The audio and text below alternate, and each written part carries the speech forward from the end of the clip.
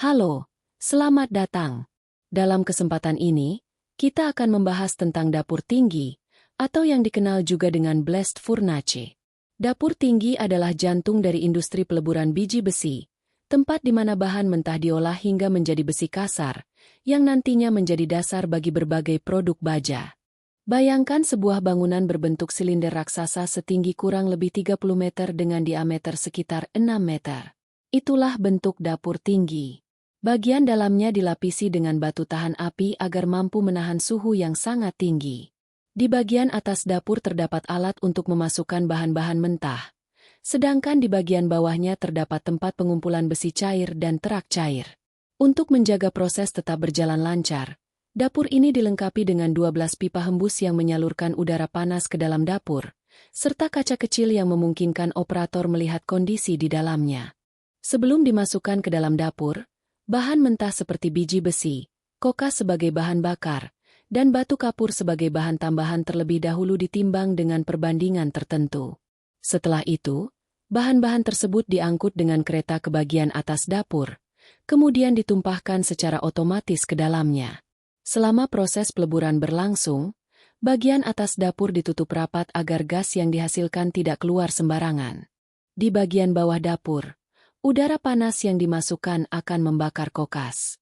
Dari pembakaran inilah timbul suhu tinggi dan gas karbon monoksida. Gas inilah yang naik ke atas sambil mereduksi oksida besi dalam biji besi. Pada tahap awal, besi hasil reduksi masih dalam bentuk padat, karena suhu belum mencapai titik leburnya. Namun, ketika temperatur naik hingga lebih dari 1200 derajat Celcius, biji besi mulai melebur.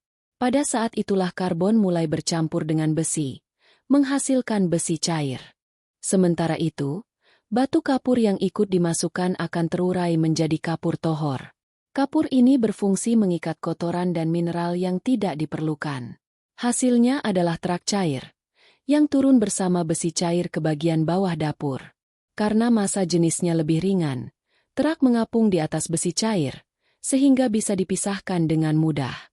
Terak ini ternyata masih sangat berguna, misalnya untuk bahan campuran jalan raya, pupuk, bahkan material bangunan.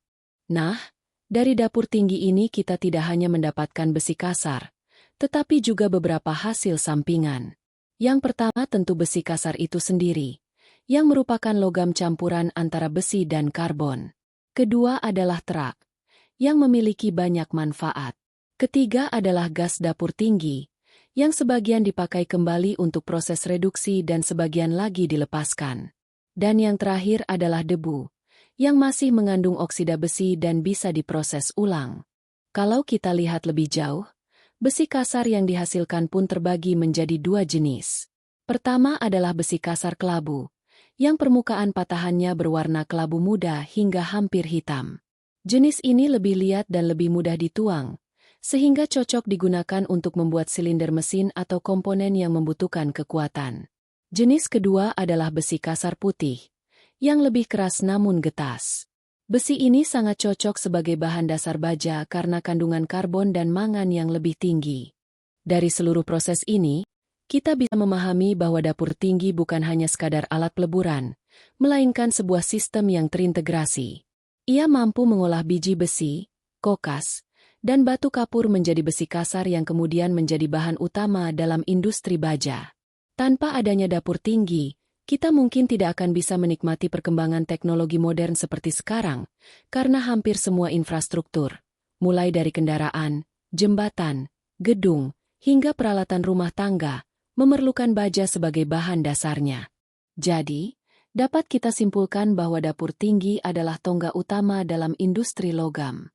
Dari proses yang kompleks di dalamnya, lahirlah besi kasar, terak, dan berbagai produk sampingan yang berguna bagi kehidupan manusia. Sekian dan terima kasih.